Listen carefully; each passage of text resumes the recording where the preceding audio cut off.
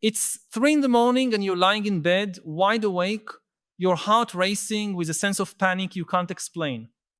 Nothing specific has happened. There's no real crisis. Your life, at least on paper, is functioning perfectly. You have work, relationships, goals being met, but there, in the silent darkness of your room, something terrible takes hold of you, the absolute certainty that you're wasting your one life, that you're living like a stranger inside your own existence, that with each passing day you drift further from who you really are. And the worst part, you have no idea how to stop it. If this scene is familiar, if you've lived through this dawn of existential terror, I need to tell you something that may sound absurd, but is absolutely true. You are experiencing the sanest possible reaction to a society that has become profoundly insane. This anguish you feel is not depression, it's not pathological anxiety, it's your soul screaming because it's being suffocated by a way of life that promises everything but delivers a sophisticated version of nothing. What you're feeling is what happens when a real human being tries to survive in a world designed for creatures that don't exist. Imagine for a moment that you were a fish born in a perfectly clean, climate-controlled aquarium with abundant food and no predators. Technically, all your survival needs would be met, but something in you would know viscerally and undeniably that this is not the ocean. This is what's happening to us.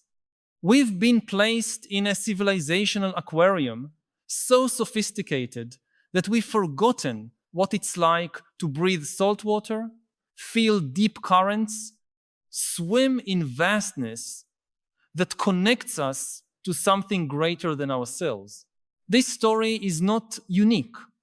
It's the portrait of a silent epidemic spreading through our society in a way we've never experienced before in human history.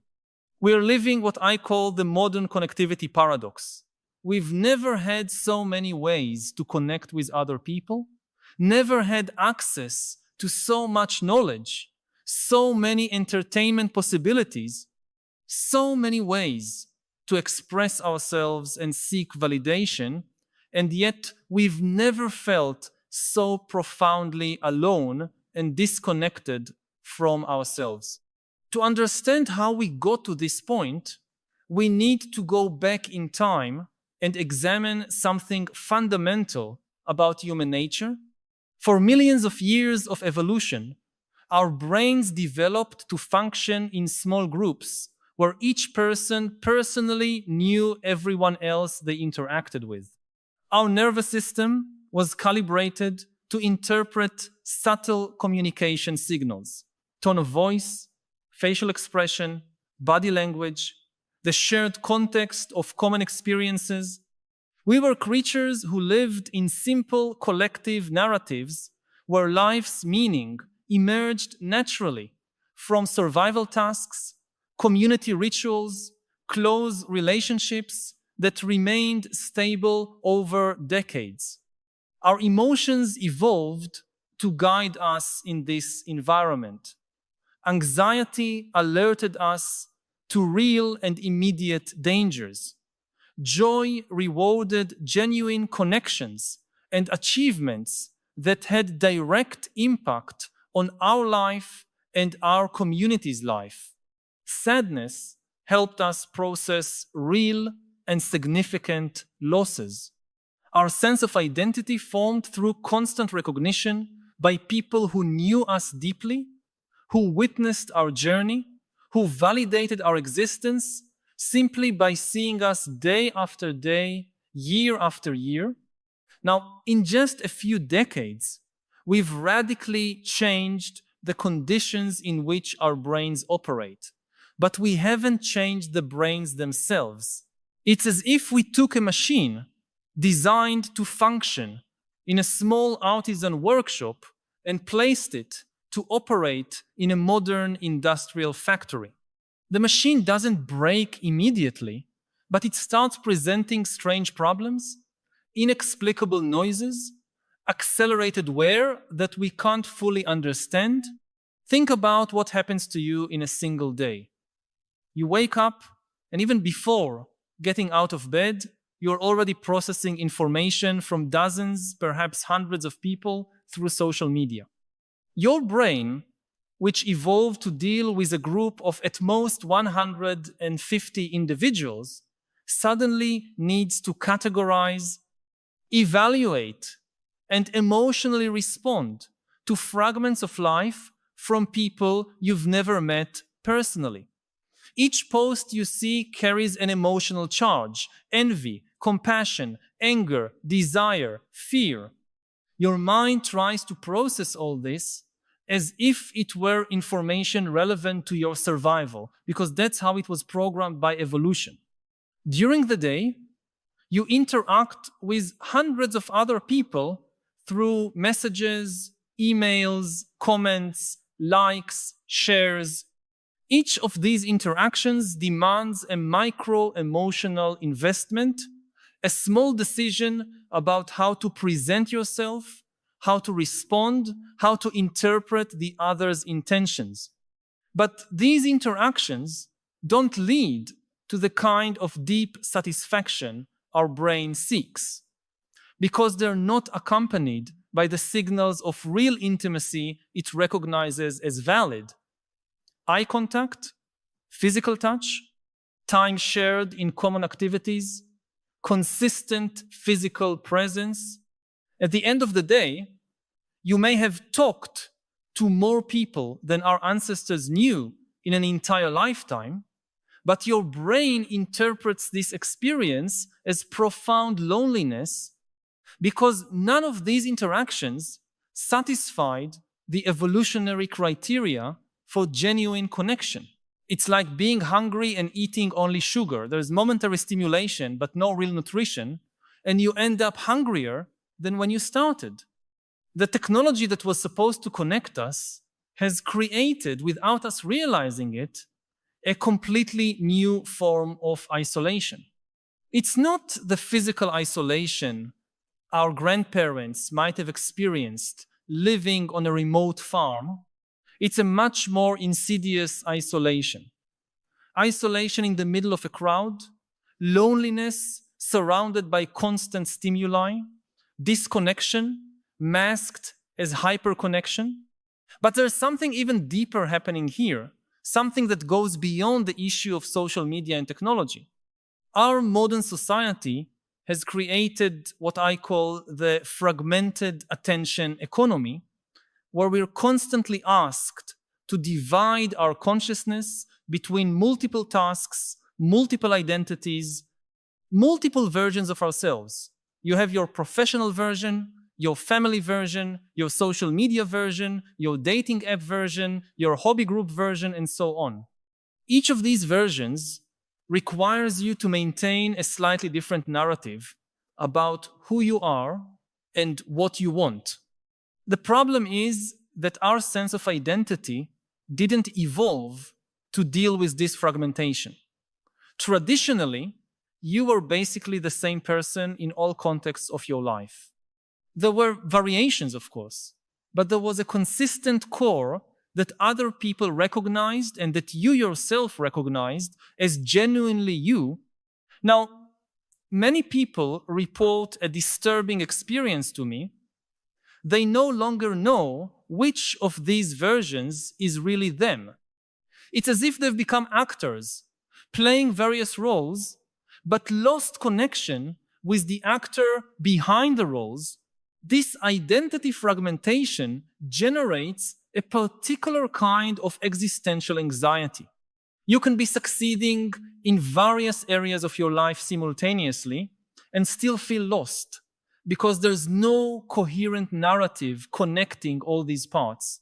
You can be receiving constant validation on social media and still feel invisible because this validation is directed at your public personas, not at your deepest and most vulnerable self.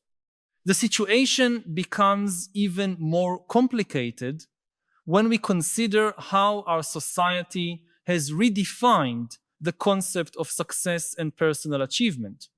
We've been conditioned to believe we must constantly be optimizing our performance, maximizing our productivity, expanding our possibilities, growing our network, improving our personal brand.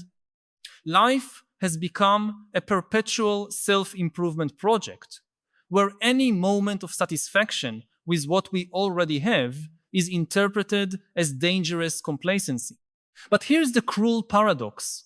The more we try to optimize our life experience, the more we distance ourselves from the ability to simply live. The more we focus on measuring and improving our happiness, the less capable we become of experiencing spontaneous joy. The more we try to control our public image, the more we lose contact with our private authenticity. It's like trying to catch water with your hands. The more force you use to hold it, the more it escapes through your fingers. Our ancestors had an advantage we've lost. They knew they had no control over most of their lives.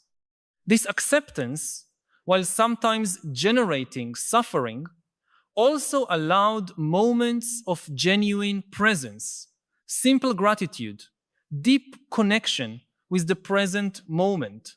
We, on the other hand, have been convinced that we can and should control not only our external circumstances, but also our internal states. When we can't, we interpret this as personal failure, which generates even more anxiety and self-deprecation. The modern wellness and personal development industry, paradoxically, often intensifies this problem. We're bombarded with messages about how we should feel, how we should think, what practices we should adopt, what mindset we should cultivate. Even our attempts to find inner peace become another item on the list of tasks to be optimized.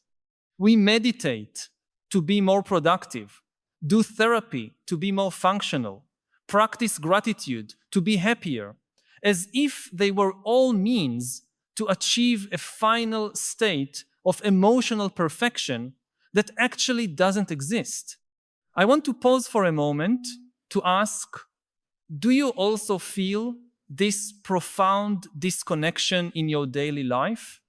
This sensation that despite being more connected than ever through technology, something essential has been lost along the way? I know it can be difficult to put into words.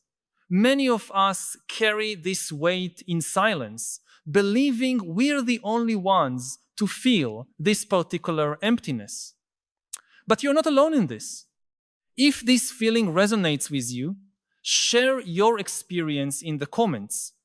It can be as simple as writing, "I feel this disconnection when," and completing with your personal experience.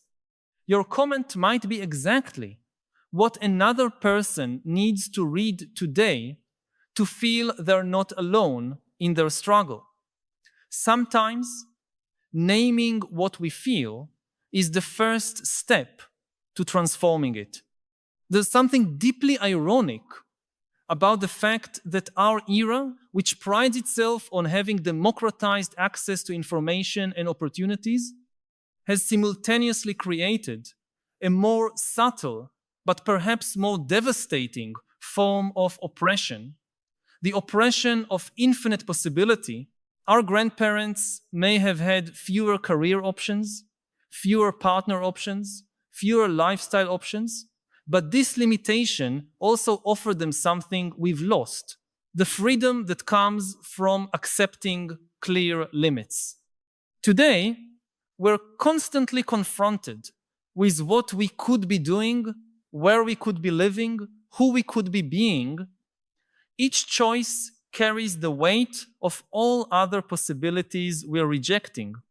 Each day we spend in a seemingly ordinary life is a day we're not living the extraordinary life that algorithms suggest we should be living.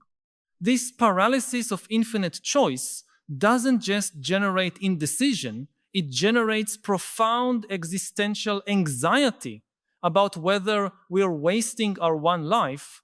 The most disturbing thing is that this anxiety becomes self-perpetuating.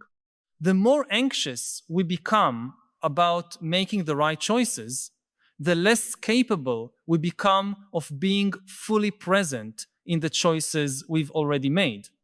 We spend more time questioning our decisions than living their consequences.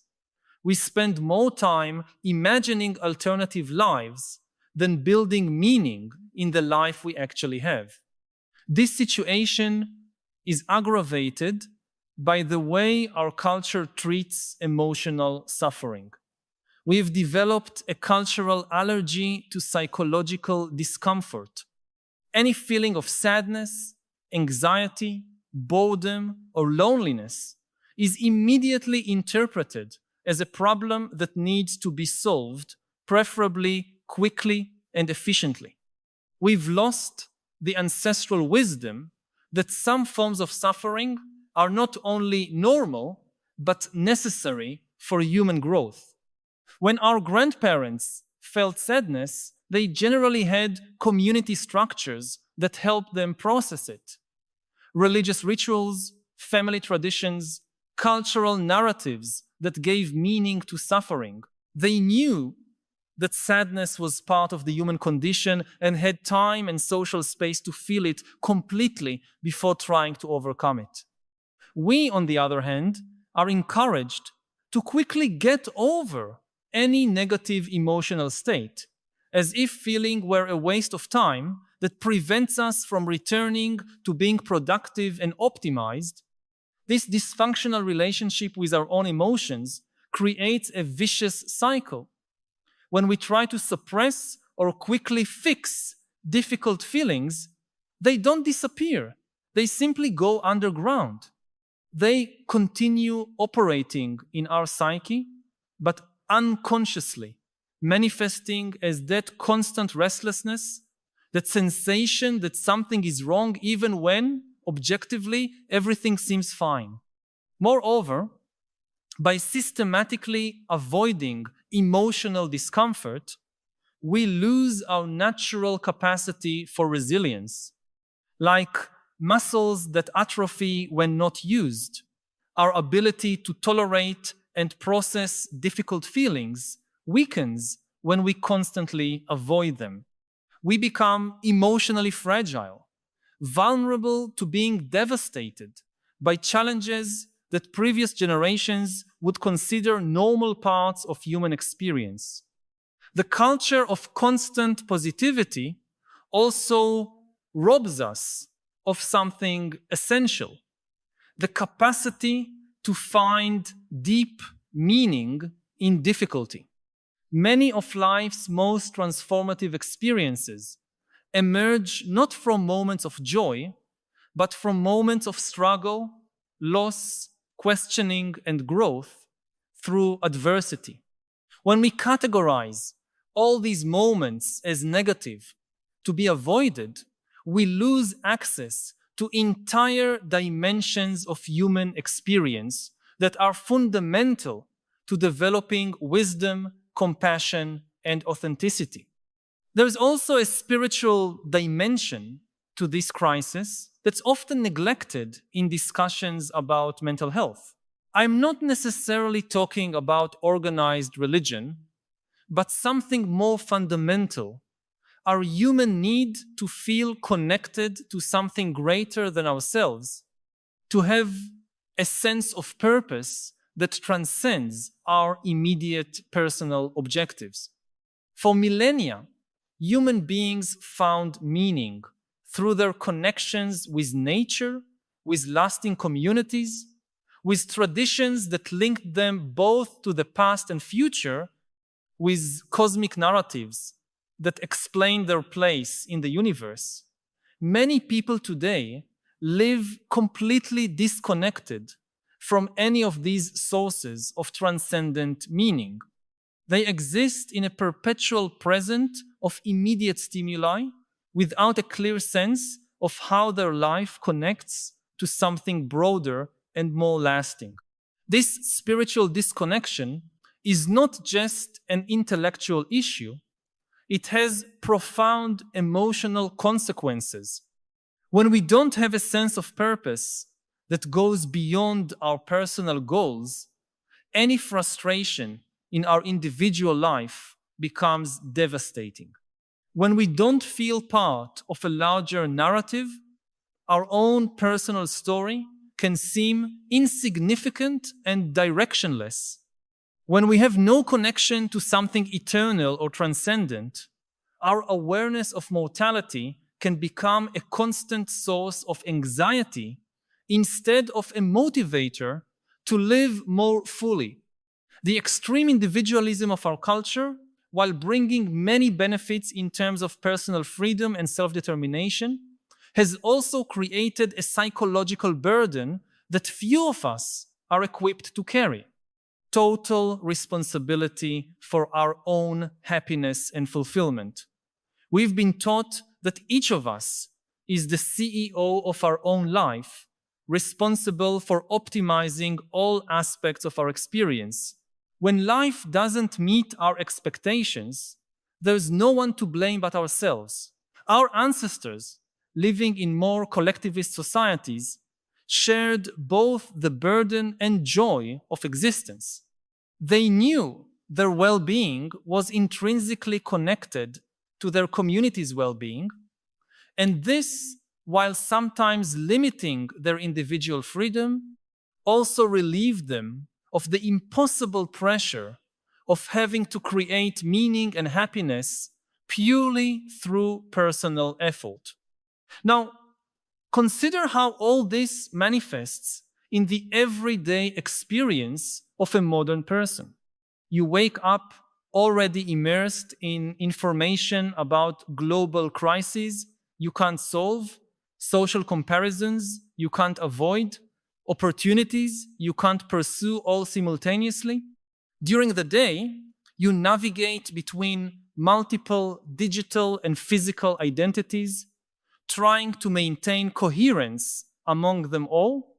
You're constantly asked to make decisions about issues that previous generations never had to consider.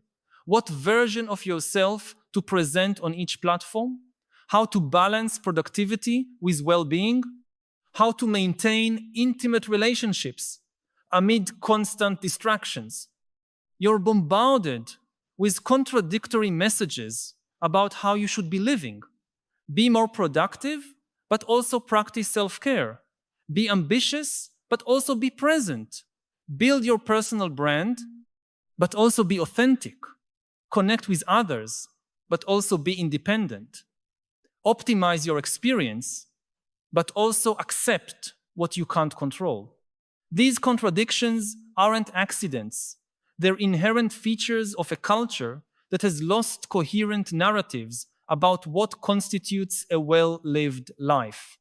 At the end of the day, you may have achieved various objectives, but still feel empty because these objectives were external goals that didn't connect with an internal sense of purpose. You may have received validation from dozens of people, but still feel alone because this validation was superficial and not based on real knowledge of who you are. You may have consumed hours of entertainment, but still feel bored because this entertainment didn't nourish any deep part of you. This is the silent pain of modern society. It's not the result of specific traumatic events, but rather the cumulative product of 1,000 small disconnections, 1,000 micro-betrayals of our deeper nature, 1,000 subtle ways in which our culture encourages us to alienate ourselves from ourselves. What makes this situation particularly challenging is that many of the forces that create this pain are the same forces that have made our life materially more comfortable and full of opportunities. The technology that disconnects us also gives us access to information and people we could never have known otherwise. The culture of infinite choice that paralyzes us also frees us from limitations that could have been oppressive. The individualism that isolates us also allows us to express our authenticity in ways that would be impossible in more conformist societies. We can't simply go back and recreate the social structures of the past, even if we wanted to. Many of these structures had their own deep problems. Systematic oppression of marginalized groups, severe limitation of individual possibilities, passive acceptance of injustices, we now recognize as unacceptable. The challenge we face is more complex. How can we preserve the benefits of modernity while developing new ways to nurture our fundamental human need for connection, purpose, and authenticity? The answer, I believe, is not in technical solutions or political changes, although these may help. The answer lies in a more fundamental transformation in how we understand our own nature and our deepest needs. We need to develop what I call adaptive wisdom, the capacity to honor our evolutionary heritage while consciously navigating the realities of contemporary life. This means, first, recognizing that many of our modern sufferings are not personal failures, but natural responses to an environment that is misaligned with our deeper nature. When you feel that familiar restlessness, instead of judging it as weakness or trying to eliminate it immediately, you can recognize it as valid information about the quality of your current experience. Second, it means developing intentional practices that nurture the dimensions of human experience that our modern culture neglects. This can include regular time, completely disconnected from digital devices, not as punishment, but as a return to the kind of deep presence our nervous system recognizes as home. It can include deliberate investment in relationships that deepen over time, even if this means having fewer superficial connections. It can include engagement with activities that connect you to something greater than your immediate personal objectives, whether through community service, artistic creation, nature contemplation, or spiritual practices that resonate with you. Third, it means developing a wiser relationship with our own emotions and internal experiences. Instead of treating difficult feelings as problems to be solved, we can learn to receive them as natural aspects of human experience that have something important to teach us. Instead of constantly seeking emotional optimization, we can cultivate the capacity to be present with the full range of our experience, including the parts that aren't comfortable. Fourth, it means redefining our relationship with success and achievement. Instead of measuring our worth through external conquests or social comparisons, we can develop internal metrics of well-being based on the quality of our presence, the depth of our connections, the authenticity of our expression, the consistency between our values and our actions. Finally, it means recognizing that the path to a more satisfying life is not individual, but communal. We need to create new types of communities that honor both our need for individual autonomy and our need for deep belonging. This can happen on a small scale. Circles of friends who commit to deeper conversations than the superficial. Families who create regular rituals of genuine connection. Neighborhoods that cultivate interdependence instead of isolation. The transformation we need is not just personal, but cultural. We need to collectively question the narratives our society promotes about what constitutes a well-lived life. We need to create spaces, both physical and cultural, that allow deeper types of human encounter. We need to develop new forms of education that nurture not just technical skills, but also emotional intelligence, relational wisdom, and the capacity to find meaning. This doesn't mean completely rejecting modernity or romanticizing the past. It means consciously integrating the best of what we've learned about individual freedom, scientific knowledge, and technological possibility with older wisdom about community, presence, and purpose. The silent pain you feel is not evidence that there's something wrong with you.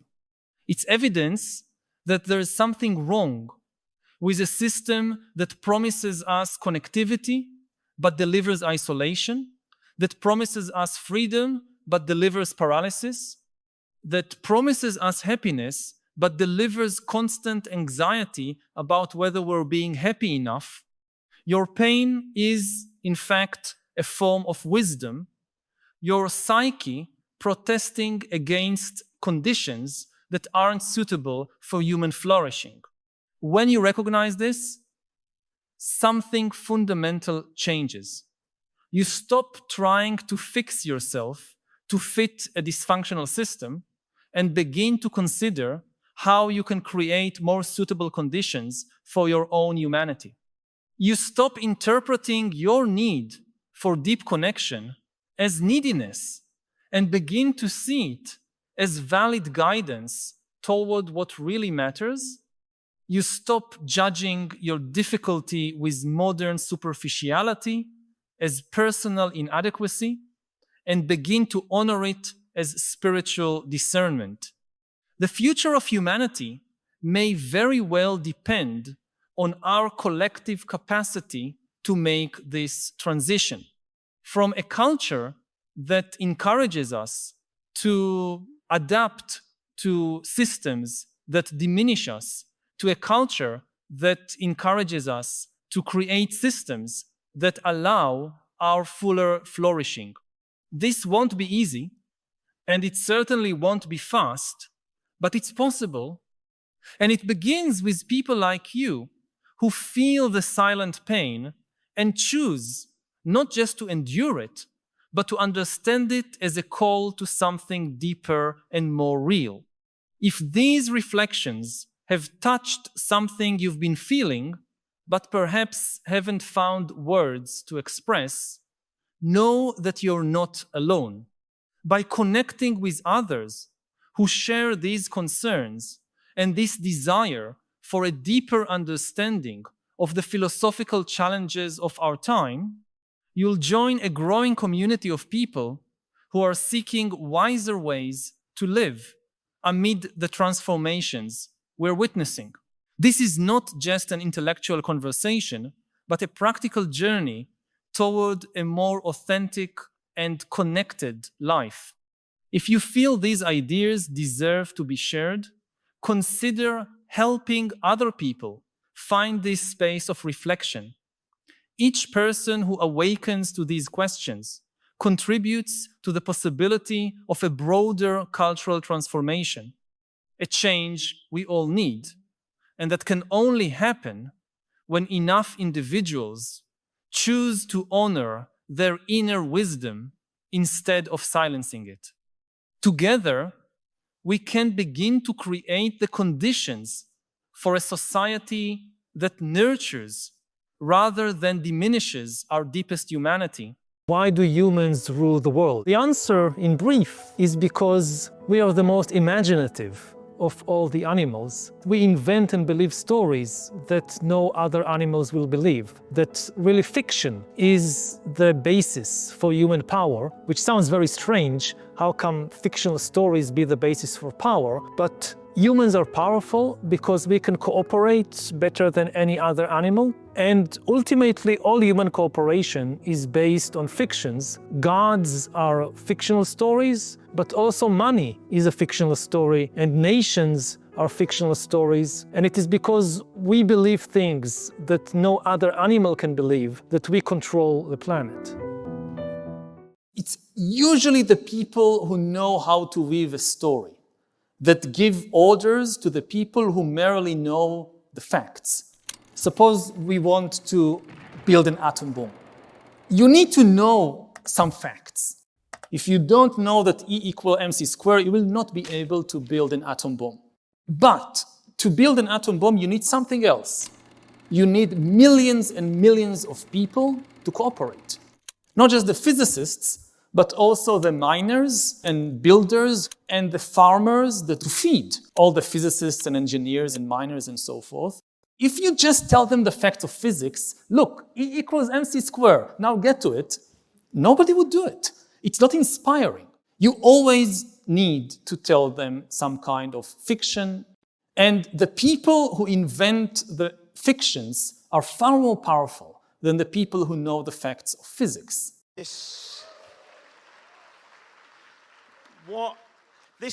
My name's Robin Ince. I do a show on the radio called The Infinite Monkey Cage, and I love talking about scientific ideas, stories, and technology, and that's kind of what we're going to be talking about. And it's a beautiful thing to be in a place which is officially, for light entertainment and song and dance, and actually be doing a night of scientific discovery. It's something at the Albert Hall, I once just did a night with a bunch of physicists, and I'll tell you what, particle physics, it really does work in a dome like that.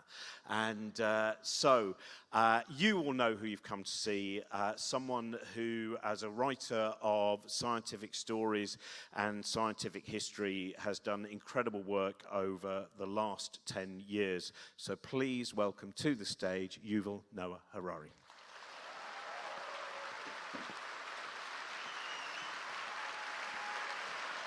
Are you okay with that, Chair? Yeah.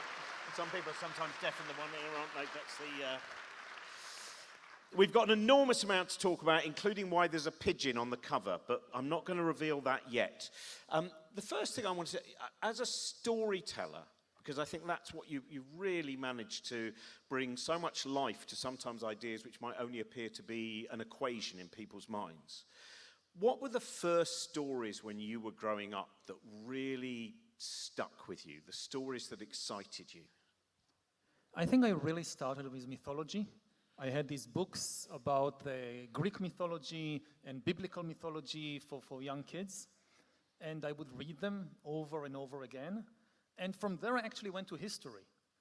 So I kind of skipped the fairy tales and the fictions and went straight to history. And were you, because I was saying earlier, my son's doing History A-level, and I really think what did it for him was, first of all, finding out about which kings of England were so fat they exploded when they died. And those kind of, it seems with history, we have sometimes gory and strange, and Vlad the Impaler and Countess Bathory and things like that. Did that help lure you in as a child? I guess to some extent, but I was really interested in kind of the big questions. Also, even before with mythology, of where did everything come from? I mean, why is there something and not just nothing? And then what were the stories that, because now, I say sapiens, do you say sapiens? We can say both. Yeah, we can. We can turn it into a musical number. The Hello Dolly's only just closed here.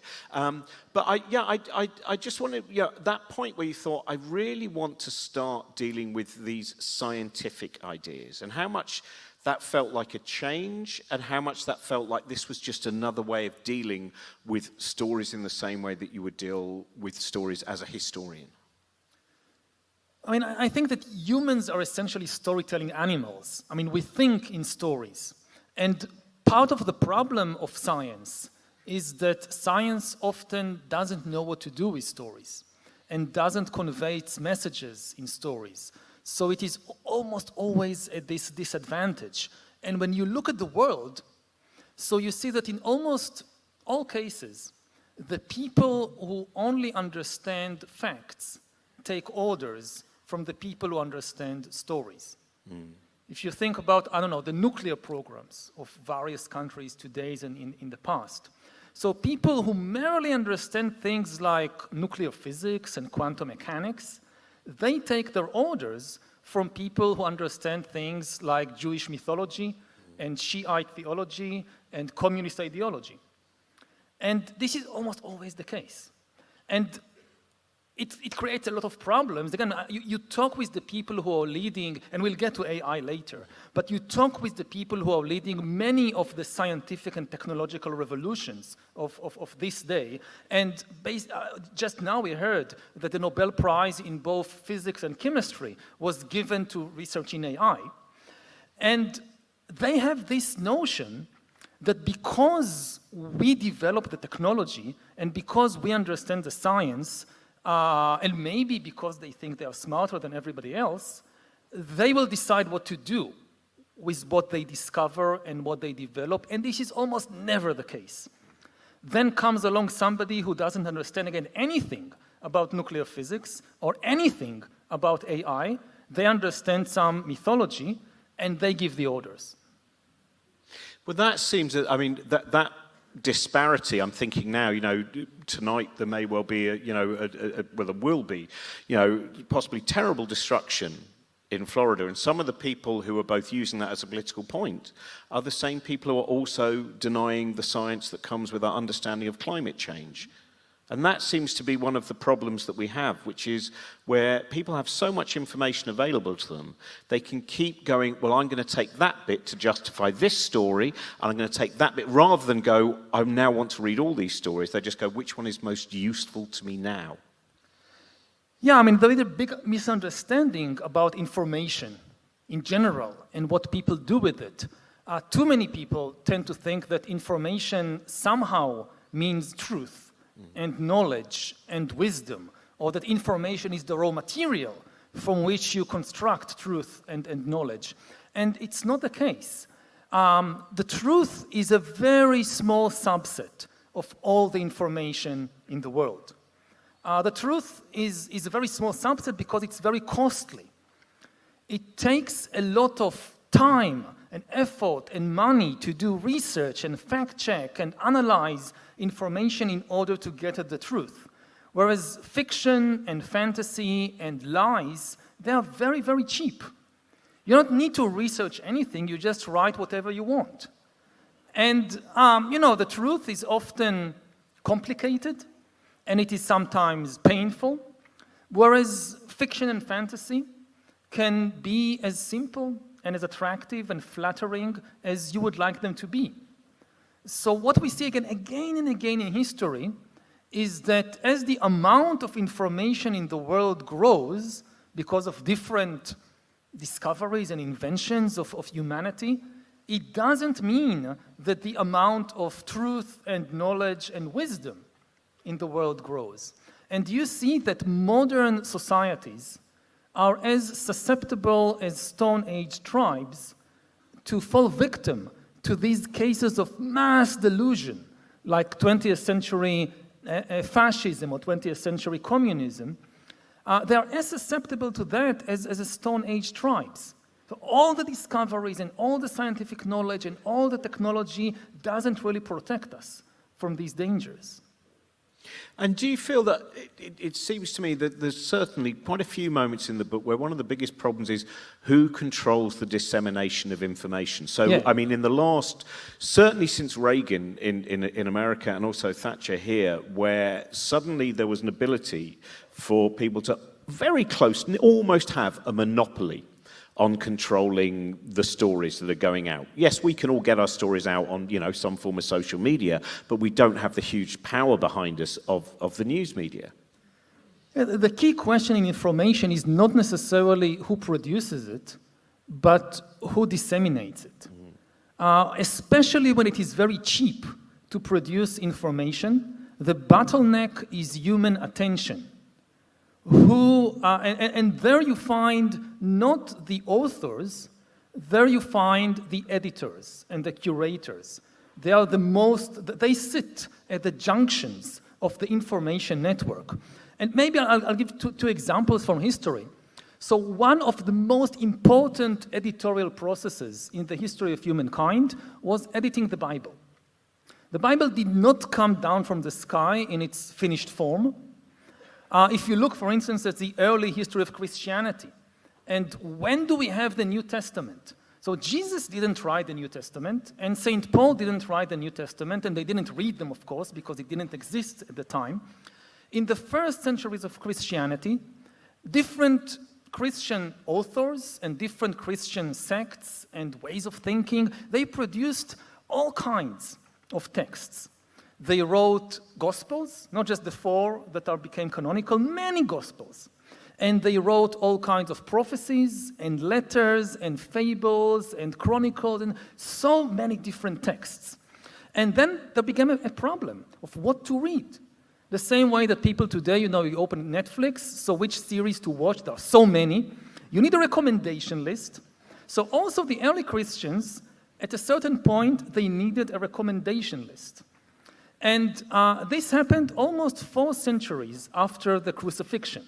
At the end of the 4th century, there is a committee of bishops and theologians that gathers in 2 cities, in Hippo and then in Carthage, today Tunisia in North Africa, which is a very important Christian center at the time.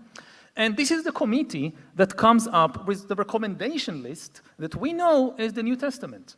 They created these top 27 texts that every Christian should read. And they made a decision. They didn't write the texts. They were the curators and editors. And they made momentous decisions that shaped the world for the next more than 1,500 years. For example, there was one text which was very popular at the time called the Acts of Paul and Thecla, which told the story of St. Paul and his female disciple Thecla, who was a Christian leader, and she gave sermons and performed miracles and baptized and so forth. And this was a very popular text, and it was used as proof that women can be leaders in the church. And then there were other texts. For instance, a letter that was supposedly a letter from St. Paul to Timothy, one of his disciples, but most scholars today believe it was a 2nd century forgery in the name of St. Paul, which basically said that women should not be leaders, they should remain silent, their job is to bear children and raise children and do whatever the men tell them to do. And in the Council of Carthage, which is I think 397 or 396 CE, the committee decides that the Acts of Paul and Thecla will stay out of the top 27 recommendation list, but the letter to Timothy will be in, and this is 1 Timothy, which is still in millions and millions of Bibles all over the world.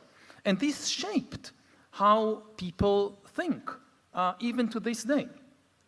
And, if you fast forward to the modern age, so again, the curators and editors of news, of information, they are some of the most powerful people in society.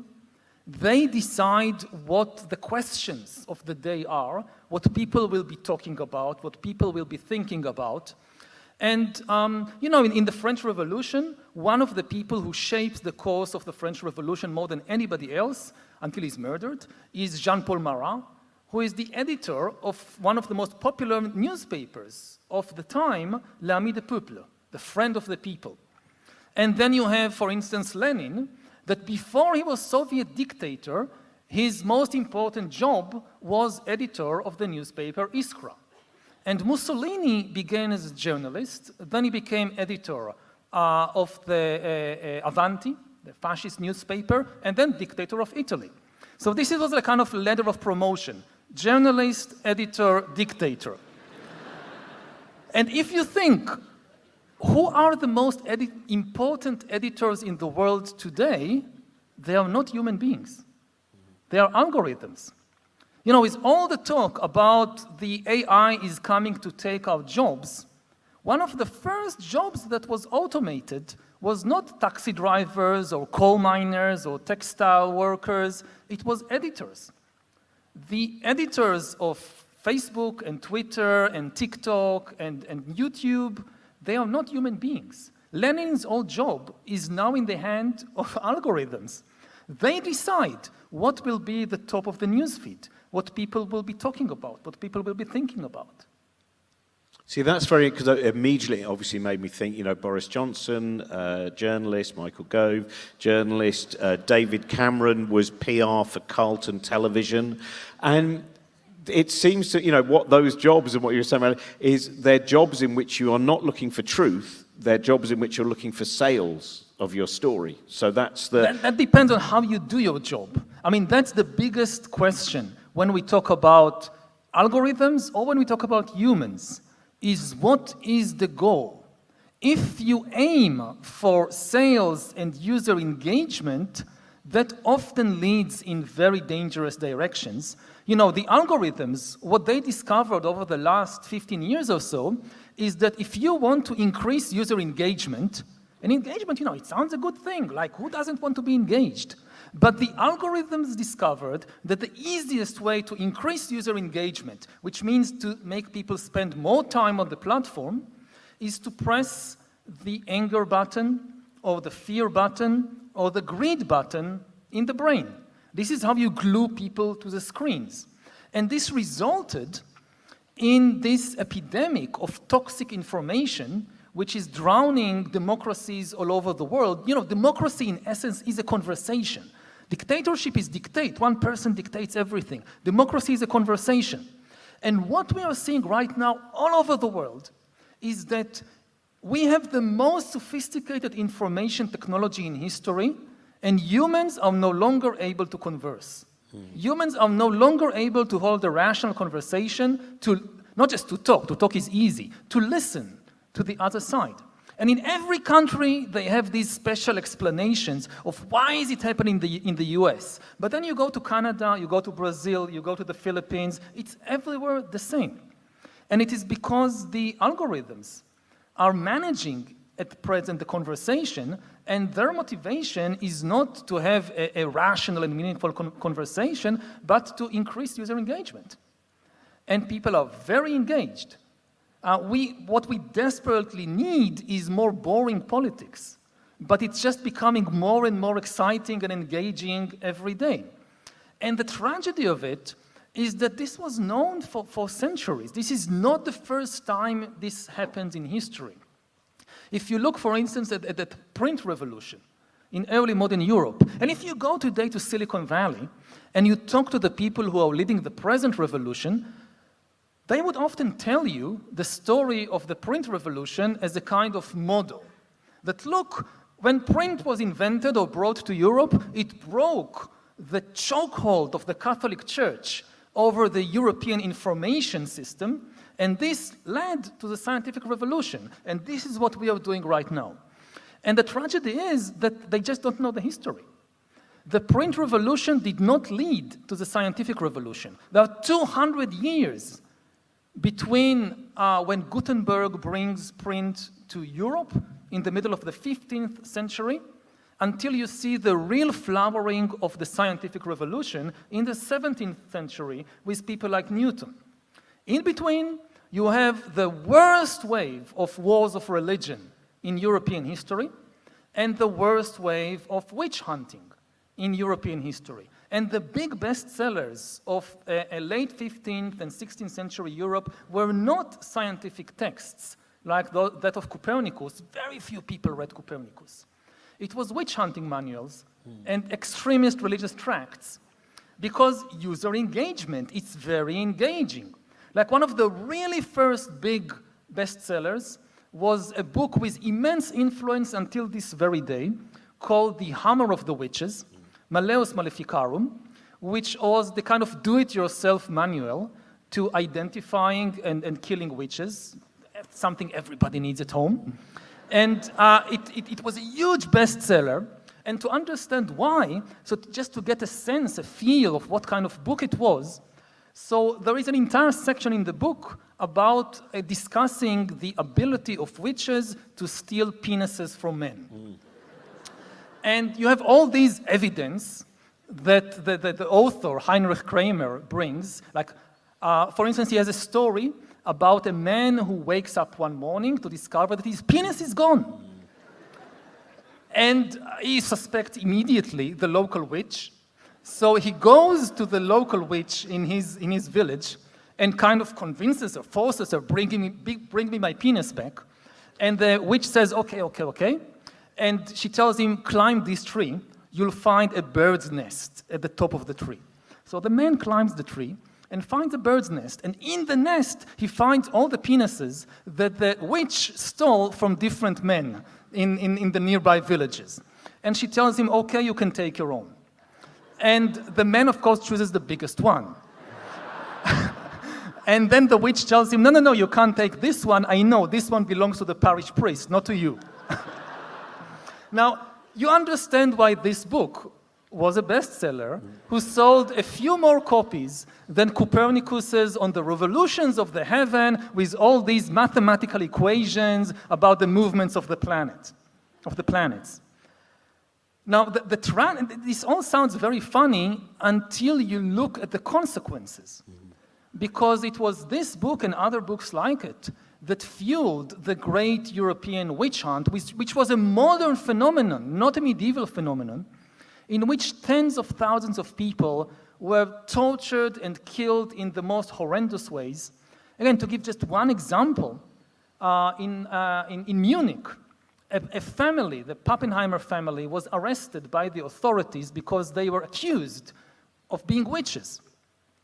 And according to the methods recommended by the Hammer of the Witches of how to interrogate witches, you do it by torturing them until they confess.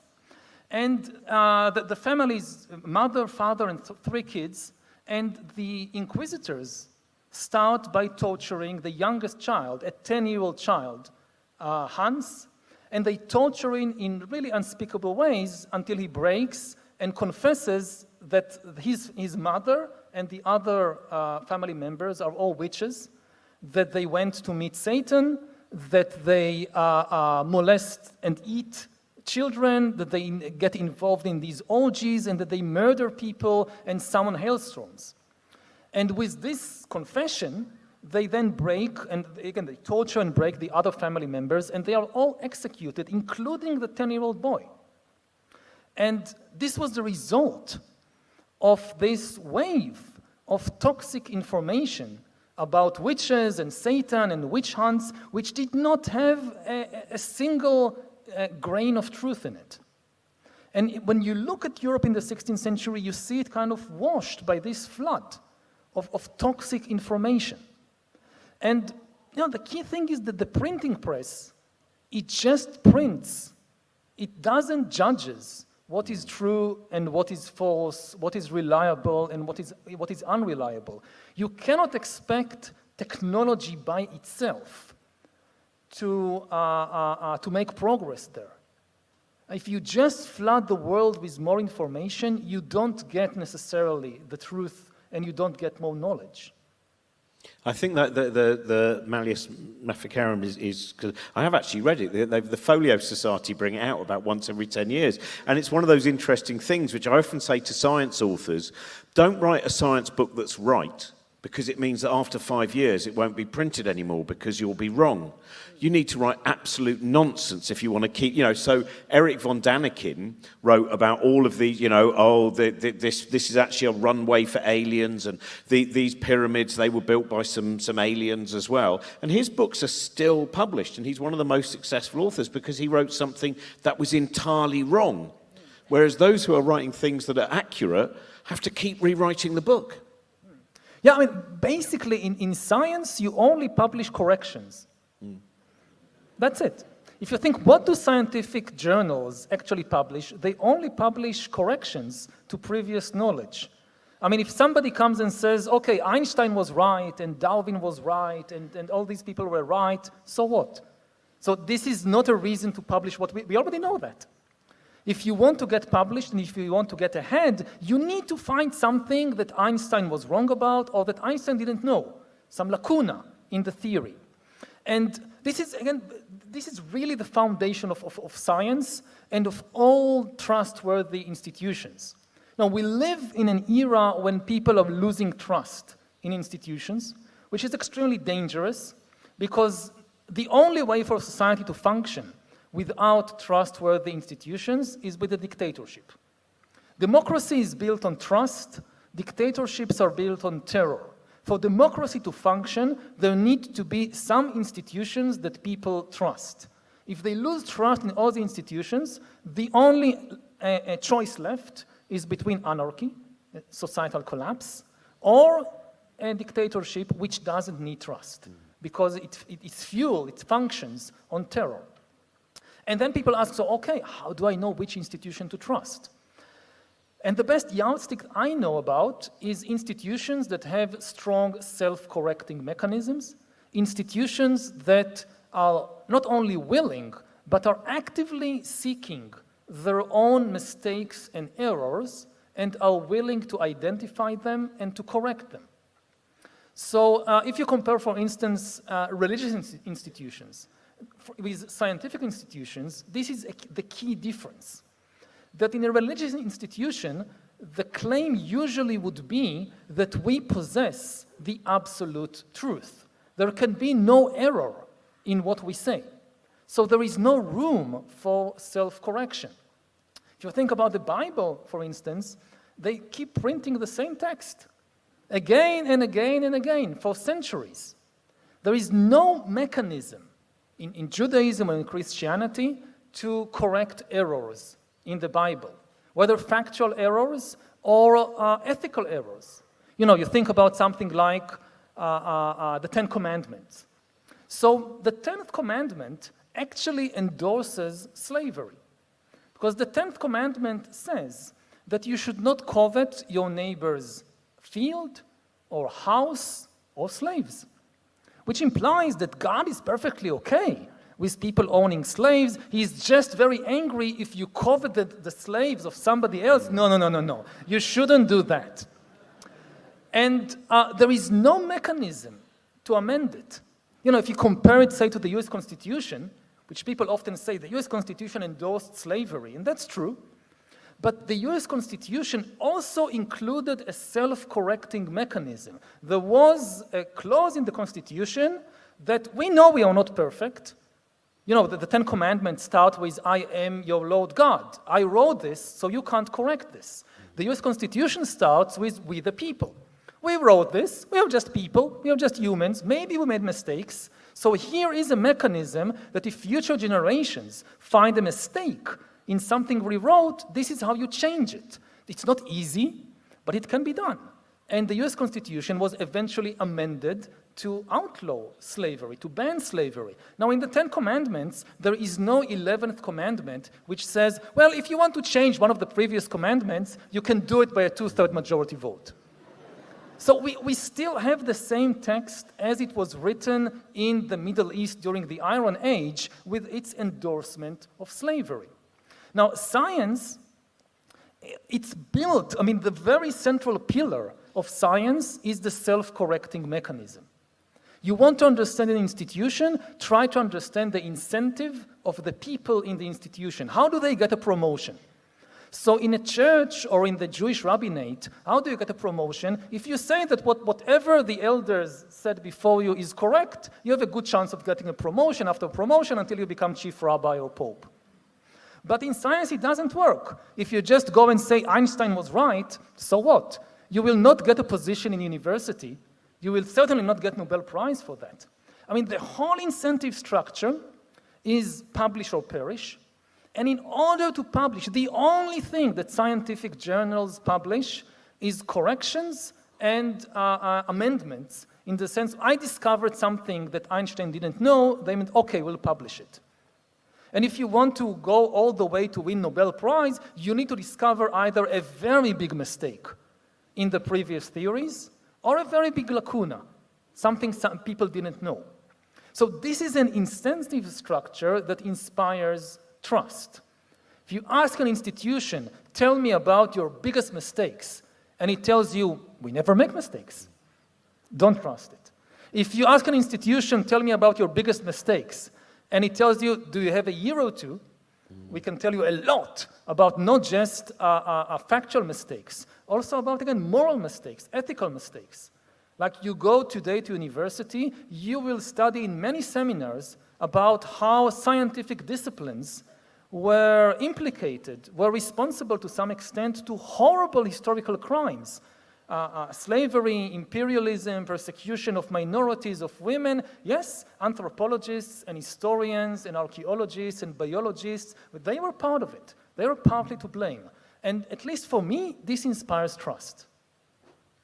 So, I mean, that thing when you're looking at information that we need, because I was thinking when you mentioned the Bible, Francesca Stavrokopoulou, wonderful Bible scholar, she said the trouble with the Bible is it's a book written by men with daddy issues, which I thought was kind of a, yeah, and perhaps one should say it was a book edited by men with daddy issues, because, you know, for instance, you were talking about childhood interest in myths, and as we've seen in the last 20 years, you know, a lot of writers, people like Natalie Haynes, have returned to these myths and found out that they were entirely rewritten, and that the message, again, is very often a message of subjugation and of misogyny. But then it just seems to set with the power structure of, so anything that fits the power structure at the time is therefore we're going to keep that story and we're going to change that story. And then it seems to me quite surprising how long those stories remain intact. You know, what do we need now? Because we love always to think, don't we, that, oh no, but now we've moved on, now we're better at this. And yet every time we look back century by century, we see the same mistakes being made in terms of those who are oppressed and those who are marginalized. And first of all, luckily, it's not the same mistakes. Humanity sometimes does learn some lessons. Otherwise, it would be hopeless. If you cannot point to any progress that was done in history by now, we might just as well give it up. If all the generations before us could not get anything right, could not improve anything, what are the chances that we can do it? So I think it's also important for historians, for others, to acknowledge improvements when they do occur, and they occur sometimes.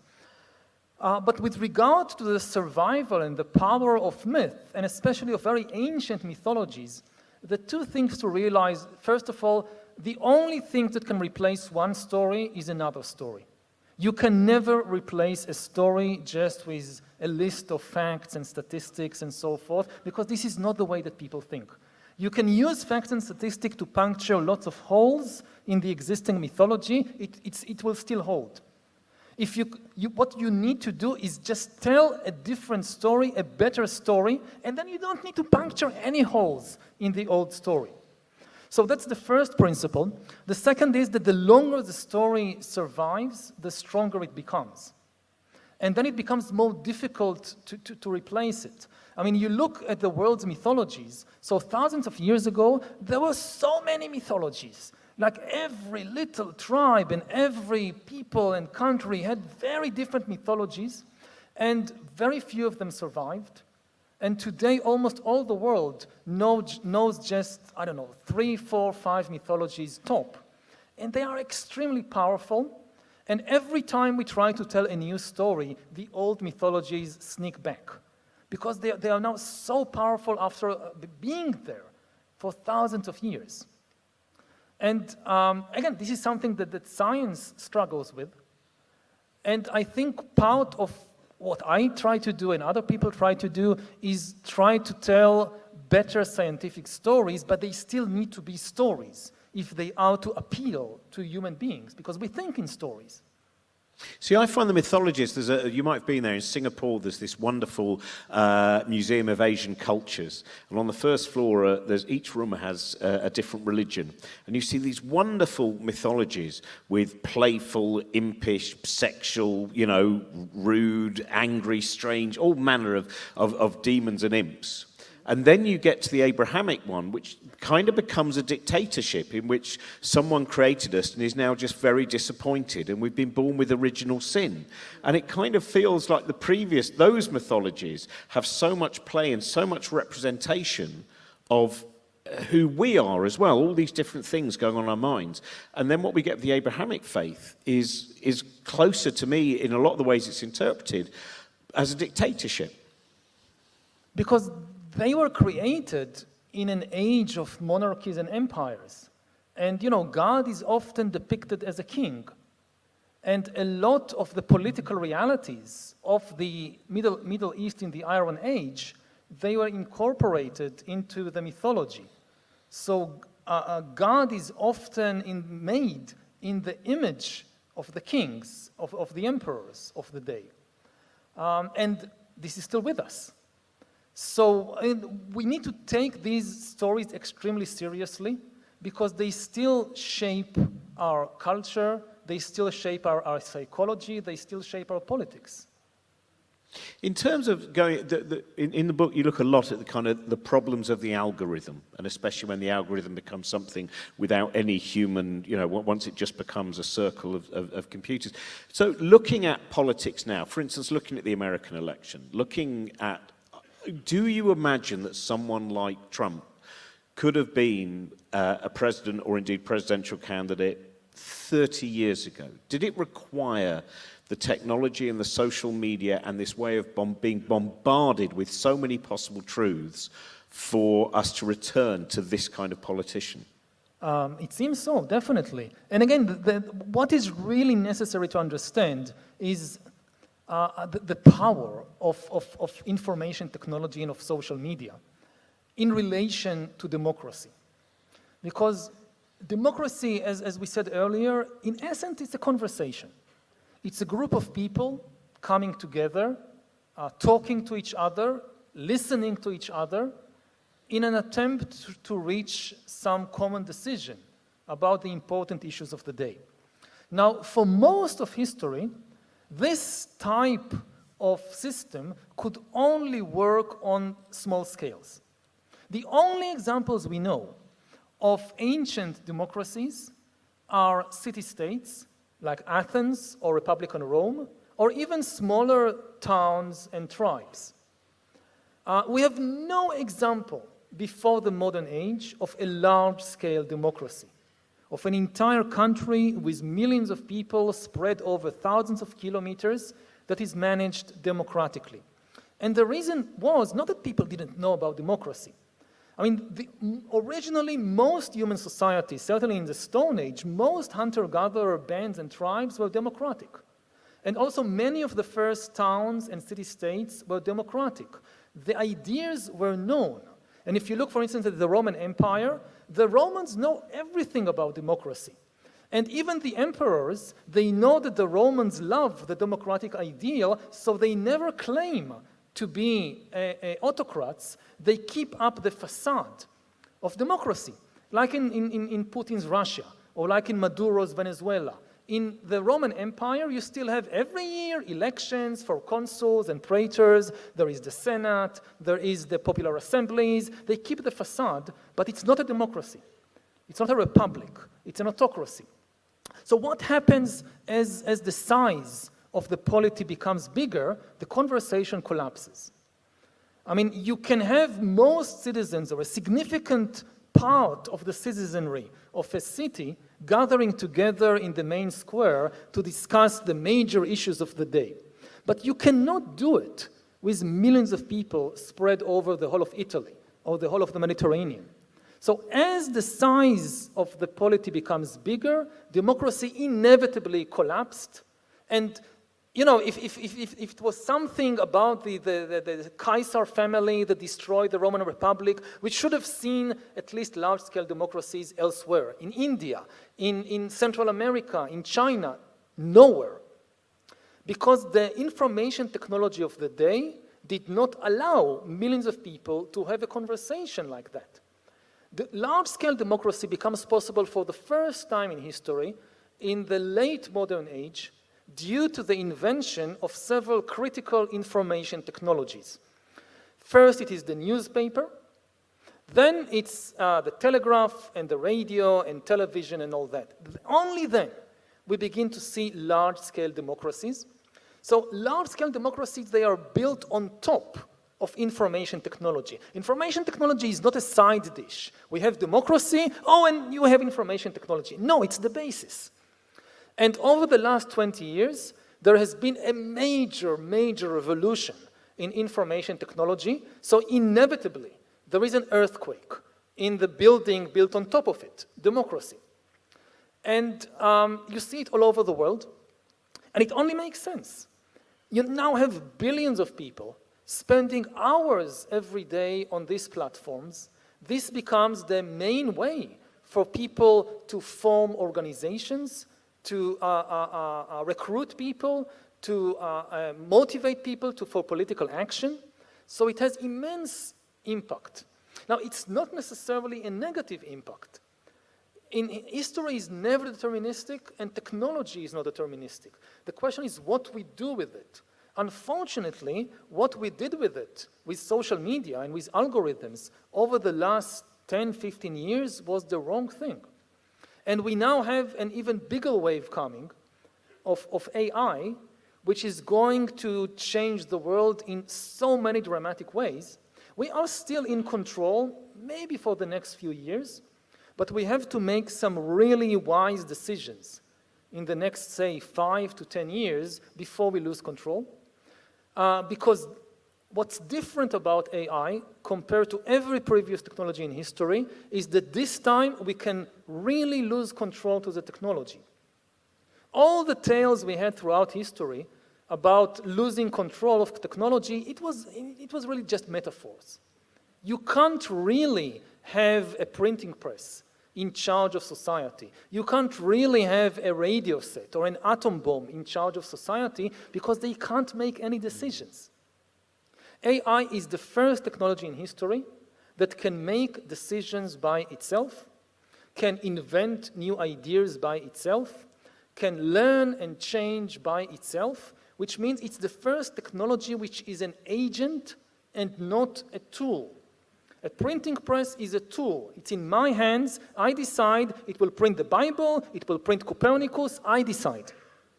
AI, no. The AI can decide by itself which story to create and which story to promote. It can really take over.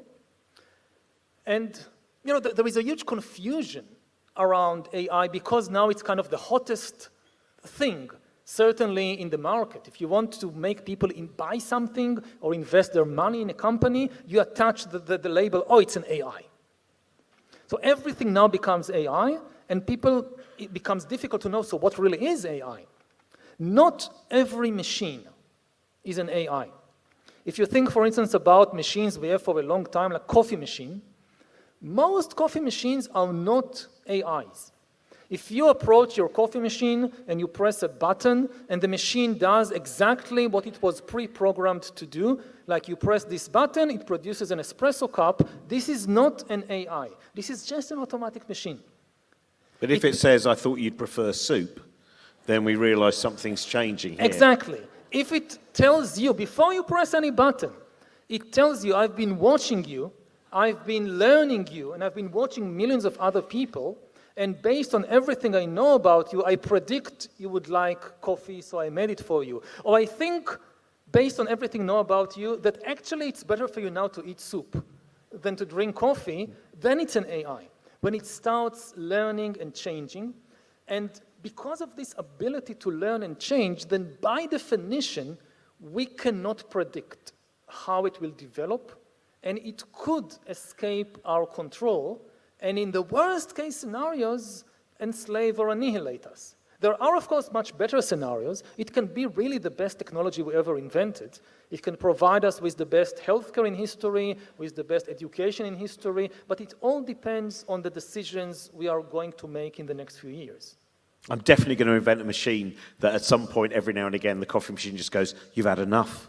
And that will just be enough for people to believe it may well have become sentient. But that's an interesting thing to me, which is, you know, as you mentioned in the book, you know, one of the most common images of AI going rogue is in 2001: A Space Odyssey, where we have Hal, and Hal actually has become conscious.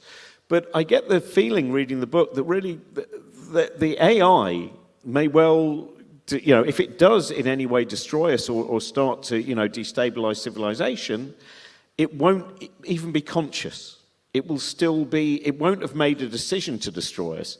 It will be something which has just run wild enough Does that sound fair? Because I feel that AI and consciousness is still, possibly a long, it's the point that if AI beats us at chess, it starts to gloat. And then we realize, oh, it's beginning to get conscious now. It's kind of, but it feels to me that long before that, we may well have allowed AI to run wild. We just don't know. I mean, the issue of consciousness is extremely complicated because we don't understand consciousness in humans. We don't understand consciousness in other animals. Again, there is a huge confusion about the very meaning of the term.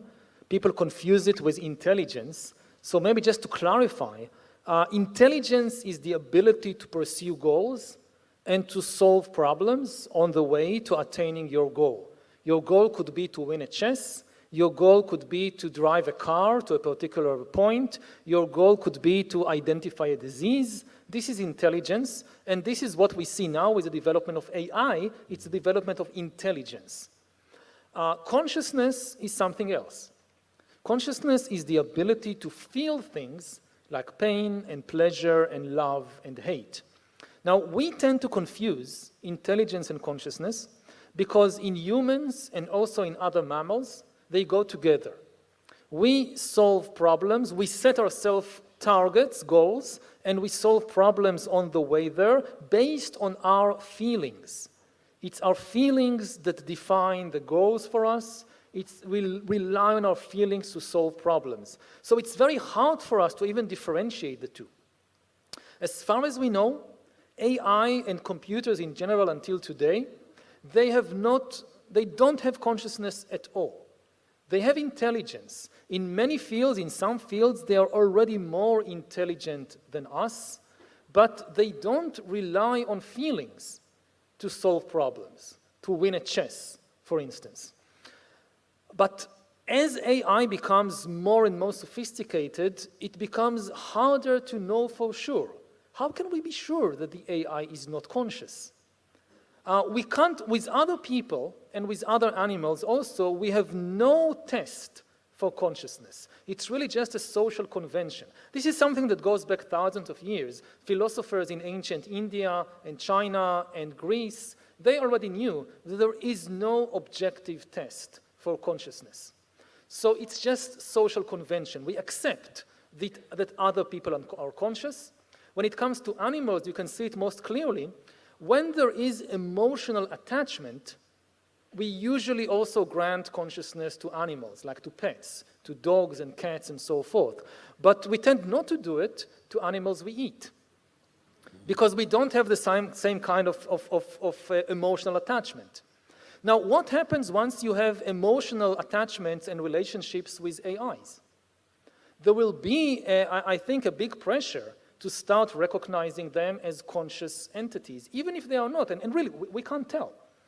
And there are a lot of commercial interests, commercial reasons to produce AIs that mimic consciousness, that mimic feelings. It could be for good purposes, whether it's in healthcare or education, an AI that can show us empathy, and we feel that it's empathic would be much more successful in giving us care or in educating us.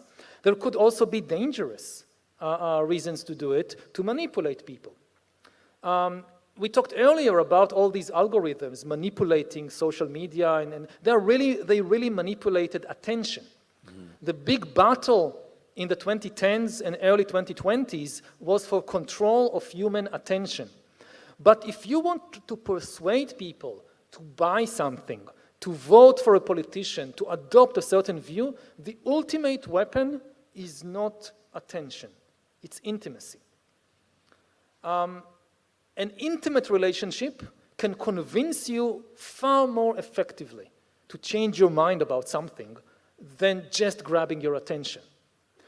Throughout history, emperors and dictators and governments, they developed tools to control human attention, to mass produce attention. Like you live in Nazi Germany, and everybody, if Hitler gives a speech on the radio, everybody must open the radio and listen to the speech. They control mass attention. But this is not intimacy. The radio has no intimate relationship with you. Now, for the first time in history, we are about to have the technology to mass produce intimacy. Millions, even billions of AIs that could fake intimacy and in many ways can even be better at it than human beings. I mean, one of the things that humans are very frustrated with in their relationships in life is that other people often fail to understand how we feel or ignore how we feel. And we tend to go through life kind of yearning that somebody would understand us. Like we want our parents to understand us, our friends, our spouses, our teachers, our bosses, and very often they don't. And the reason they don't is because they are too preoccupied with their own feelings. Like your husband comes back from work, grumpy because of something that happened at work, and doesn't pay attention to how you feel. And this is frustrating. This will never happen with AI. It will never be grumpy from work. It is a machine that can focus its entire attention, 100% of its attention, only on you, only on deciphering how you feel. Again, based on, like it could follow you for years and know everything that you forgot about yourself, it still remembers. We learn to understand every tiny muscle movement in your facial expression. What are the emotional implications of this frown or of this smile? It could be far better than humans at deciphering our emotions and therefore at creating this intimacy.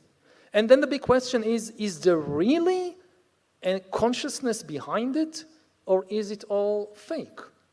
And this is going to be one of the big questions, I think, of the 21st century, socially, also politically and legally.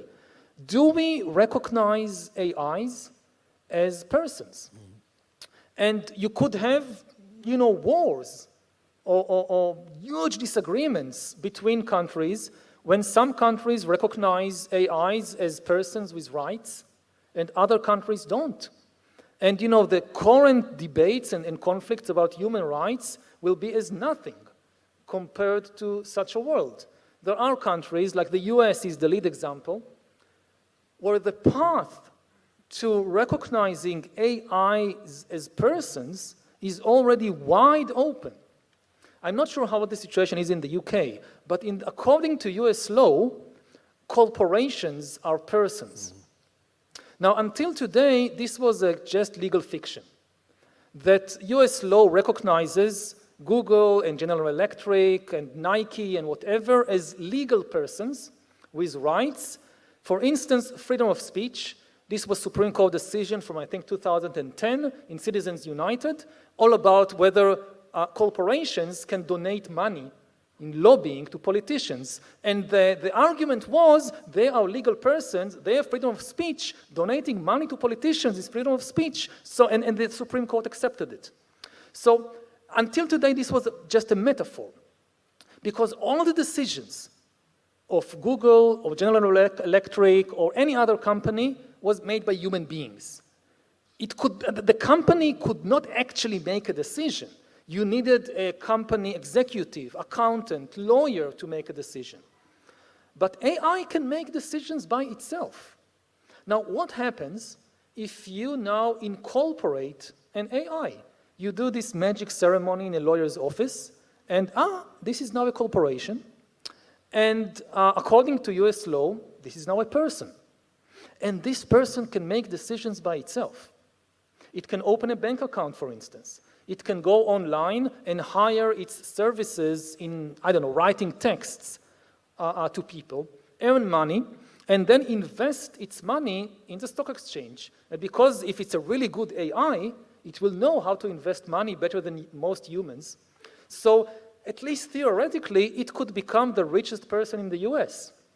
So think about it. The richest person in the US is not a human being, and it has freedom of speech, which, for instance, says it can donate billions of dollars to politicians to lobby for more rights to AIs.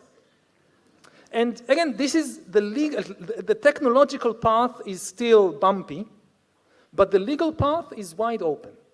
See, that's probably a good story, that one, because once you start scaring the billionaires, then they start to go off. What do you mean I'm not going to be the richest person? My love robot is, and then everything kind of changes there. We're going to have to take an interval. There's going to be a QR code. I've still not asked you about the pigeon. We'll begin that. The pigeon, there's right. so much. No, we'll have to do that in the second half. There's going to be a QR. Oh, there it is. And if you click on that, and then any questions that you would like to ask Yuval, I will read out, and we'll deal with your questions and the pigeon in the second half. Thank you very much, everyone, so far. Thank you very much. Thank Yuval. you.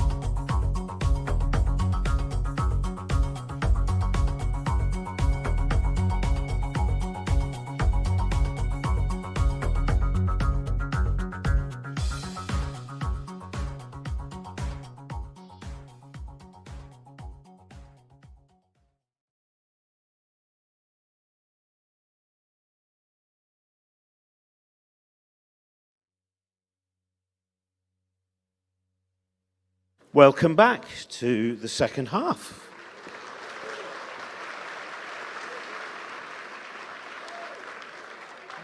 We have to start with the pigeon. So, so tell us the story of why it was decided in the end, this huge book about so many different and complex ideas should be represented in the bookshop by a pigeon.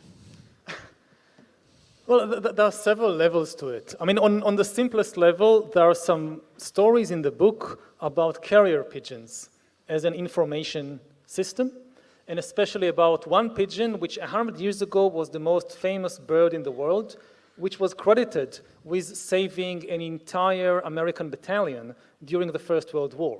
So this is kind of the first level. Then the second level is that we wanted something organic. On, all these AIs and computers, and we wanted something organic on the cover, because the world is now in this tug of war between the organic and the inorganic. Humans, like pigeons, we are organic beings. And part of that is that we live by organic cycles, like day and night, summer and winter, times of activity and times of rest, of sleep. And computers and algorithms and AIs, they are not organic. They are far more different from us than pigeons are.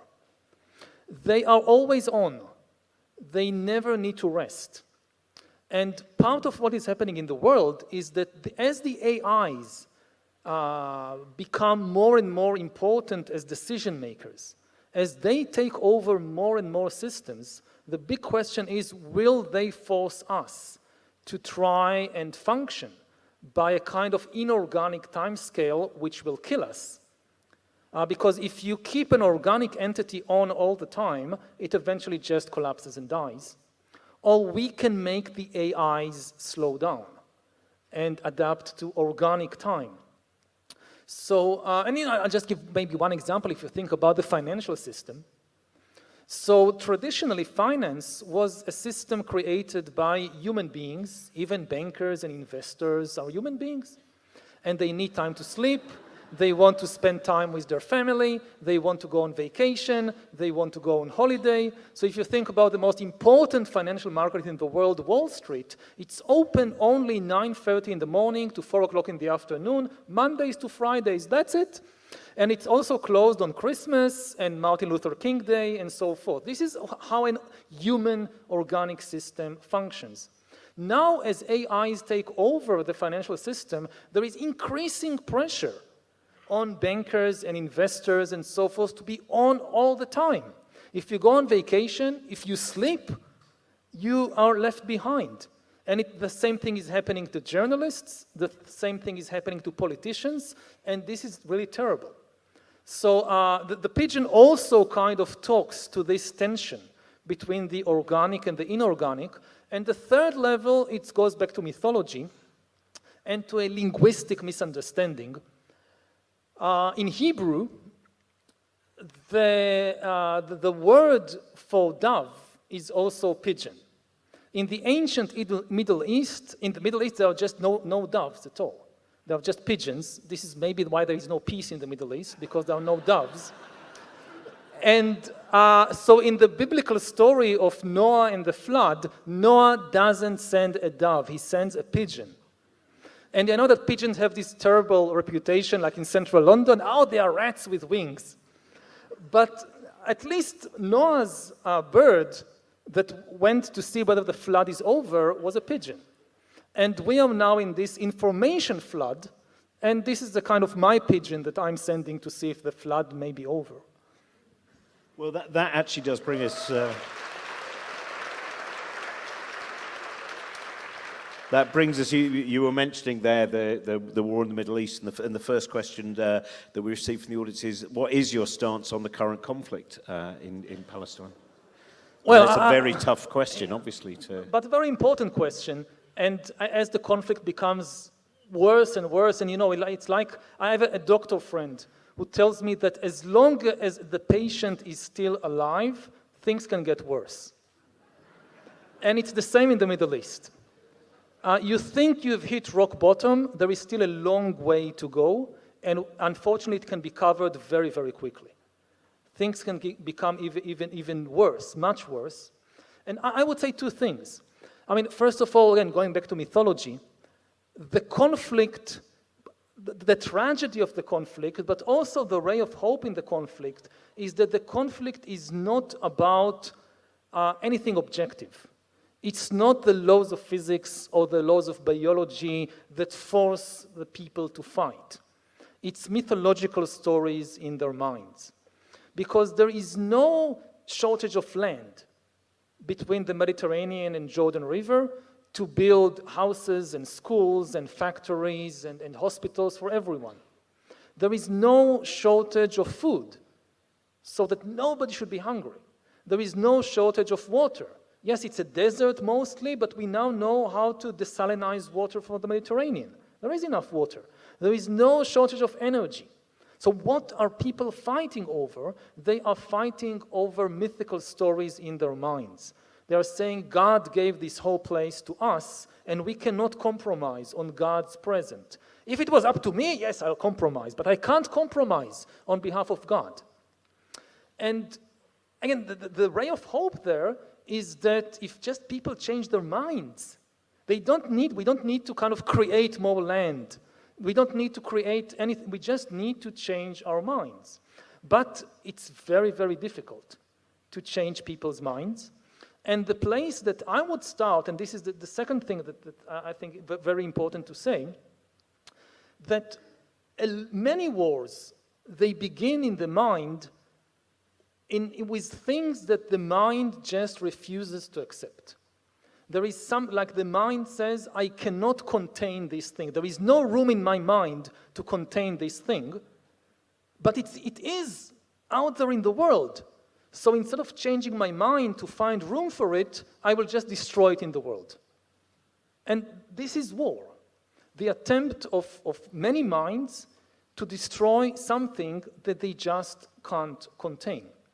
And in this case, on both sides, you see that people just cannot contain, refuse to accept the very existence or the right to exist of the other side. It should be very, very simple to acknowledge that in this land, you have 7 million Palestinians who were almost all of them born there. They have nowhere else to go. They have a right to exist. They have a right to exist in security and prosperity. And in the same land, there also are 7 million Jews who are also mostly born there. They have nowhere to go, and they also have a right to exist in security and prosperity. And this is something that too many people, both back home and also around the world, just cannot contain. They don't find room in their minds for both of these things. They can only acknowledge half of reality. They see one people and say, yes, they have a right, but they can't see the other people and their right to exist. And as long as this continues, the war will continue. And again, the first step, and of course every side says, but they want to destroy us. And both sides are correct. Again, the tragedy is that it's not paranoia. Both sides are correct when they say they want to destroy us. But it's very difficult to change the minds of other people. It's a bit easier to start by changing our own mind. And the first step is simply to acknowledge the full reality that there is another people and they also have a right to exist.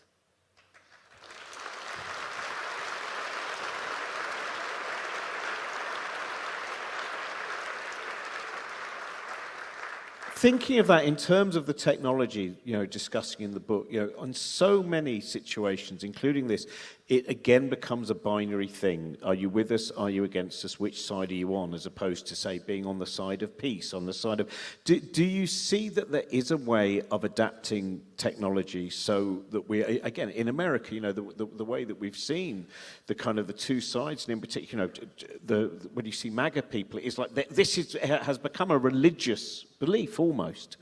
Can we start using this technology? How do we turn, how do we as an audience, how do we stop those algorithms that make everything a binary situation? How do we start trying to turn these algorithms into something which makes the sky wider rather than narrower? I mean, so there are two questions here. I mean, what can we do, at least starting with ourselves in changing our minds, and then how do we control the technology that is messing with our minds? So again, it's always easier to blame the other side. They should change their minds. But it's always easier to start by changing our own minds, because even though it's very difficult, it's a bit easier than getting into somebody else's mind and changing it. It starts by kind of being more charitable and generous in how we interpret the opinions of other people and what other people say. Like somebody says something, there are 1,000 different ways to interpret it. Don't choose the worst interpretation you can think of. Choose the most charitable, or maybe the most charitable, but a more charitable interpretation. So again, to take one of the main discussions today all over the world about immigration. Don't immediately assume that if somebody opposes immigration, then he is a fascist or she is a fascist, or if somebody is in favor of less strict rules on immigration, then they are traitors who want to destroy the country. Immigration really is a difficult subject. I mean, I don't think that anybody thinks that there is just an unlimited right to immigration, that any amount of people can go anywhere they want in the world. This is just not workable. So, I mean, the democratic way is to have a conversation about it. Some people want stricter rules, some people want looser rules, and we can have the conversation and we can try different policies. This is what democracy is all about. But if we turn it into this kind of Manichaean struggle between good and evil, that are vilifying the other side, then this takes, again, something that should be up for a democratic conversation and turning it into a life and death struggle which destroys democracy. Now we have the problem that the algorithms, even if we try to make the effort to be more charitable and generous, the algorithms are constantly kind of shifting and controlling the discussion and pushing it in ways that make it more engaging and exciting, but destructive. And here we need regulations and we need institutions. So two key regulations that should be enacted and should be agreed upon is, first of all, that no counterfeit humans. That algorithms and bots cannot pretend to be human beings. They are welcome to join the conversation in some cases. Like you want to get medical advice, it's okay to get an advice from an AI, provided it identifies itself as an AI. If you have, say, let's say on Twitter, some story gains a lot of attention, and you also want to know, oh, so many people are interested in that story, I also want to know what everybody's talking about, we need to know that it's really humans interested in that story, it's not bots that are pushing it. So we should not have bots impersonating people on social media. And anybody who says, what about freedom of speech? Well, bots don't have freedom of speech. Humans have it. So that's one key regulation. The other, which we mentioned already previously, is that companies should be responsible for the actions of their algorithms. Not for the actions of the users. If a human user published some hate-filled conspiracy theory, I'm in the camp of the people who think we should be very careful before we tell Facebook or Twitter to start censoring real human users.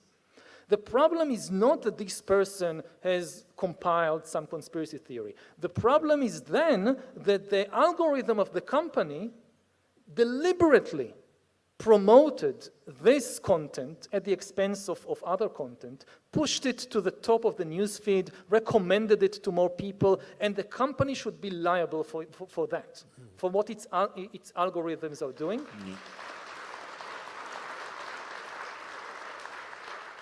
The last thing I would say is that regulations can only go so far, because as we mentioned earlier, AIs are not tools, they are agents.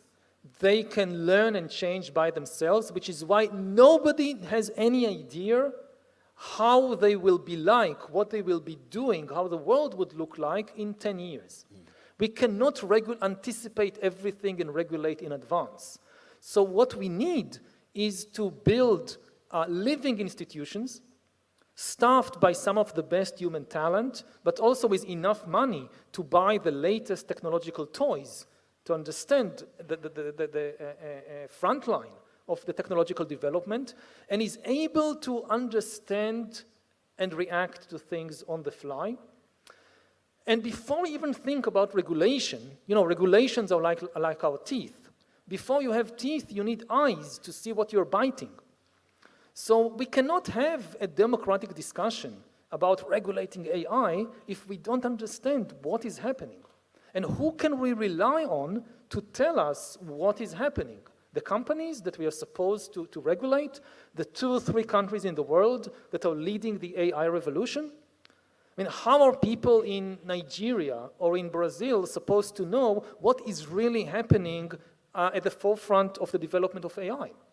So the first thing we need is an international institution with a lot of funding from government that is able to understand what is really happening and to start a human discussion about what we do about it. The next question, nice easy one for your next one. It's it reminds me of Harlan Ellison's wonderfully titled short story, I Have No Mouth But I Must Scream. Will artificial intelligence replace God? Potentially, yes. I mean, if it can replace newspaper editors, so potentially yes, because especially if you think about textual religions which are based on texts. So the word of God comes from a text. This was the kind of the big invention of religions of the book, like Judaism and Christianity and Islam, that God speaks to us through a book, through a text. And for centuries, these religions just wrote texts about texts about texts. These were the mouthpieces of God. The rabbis, the imams, the theologians, this is what they do. They read texts and write texts. And now we have something that can read text and write texts like no human being. No human rabbi is able to read all the texts ever produced by in the Jewish tradition. So everybody reads the Bible and the Mishnah and the Talmud, but you cannot read all the texts of every rabbi that lived in Yemen or Poland like 300 years ago. Now you can. There is something that can.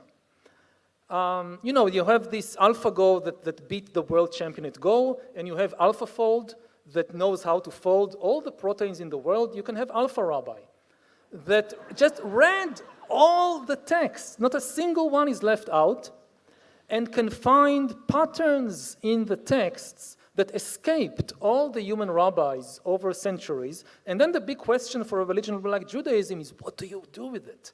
Do you accept its new ideas, its revolutionary interpretations? It's a big question. I don't know what the answer is. Can you write a screenplay? I'll say one more thing about it. Because the whole idea around religions of the book is they want to get humans out of the loop. Because previously, you wanted to know what God said, you had to speak with a human. Like if you're in ancient Greece, you go to the Pythia, or you go to some priestess or priest. What does Artemis want? What does Zeus tell us? And then people said, but how can you trust a human? You can't. So they came up with the book. Don't trust the human, trust the book. The book is never wrong. And humans can't change the book. And so, in a way, the text is more authoritative than the human beings. And now, when you have this kind of super text, what do you do? Especially when the text can talk back to you. I mean, again, one big problem in Judaism and all these religions for centuries is that you have all these questions about the text, and the text is silent. What did you mean by this? You need to go to a human again to interpret the text. Now you have a text that can talk back. And if the rabbis say, no, this is not acceptable because of that, the AI can say, yes, but in the Talmud, in here and there, it says that blah, blah, blah, and it is acceptable. So we'll see what happens. I don't know. Yeah, make a movie called Alpha Rabbi. I want to see it. The next question, what do you think are the most pernicious examples of, excellent use of the word pernicious, by the way, pernicious examples of witchcraft-like thinking in the modern world? Definitely you look at conspiracy theories like QAnon, it's exactly the same thing. It's really remarkable when you think about, the Salem witch hunts in American history. This is one of the founding events of American history, is the Salem witch hunts, which are often credited with helping to prevent United States from becoming a theocracy because of the horror of what happened in the Salem witch hunts. And more than 300 years after the Salem witch hunts, we now have millions of Americans, including people in position of power, which basically believe the same thing. That there is a satanic conspiracy, a global conspiracy led by Satan, people who molest children and do all these terrible things in order to destroy humanity, in order to destroy society. So it's still there, and a lot of kind of tropes, a lot of kind of ideas about witches, you see them now being said about women, especially women. They were about Hillary Clinton before, now about Kamala Harris. It's, again, stories don't go away. Powerful stories that have been around for centuries, they don't go away. They're always there lurking on the sides. Even if they were kind of pushed away, they can come back at any moment. I found that fascinating, the witchcraft thing as well. I remember my friend Alan Moore talking about what a spell was, and he said it is literally spelling.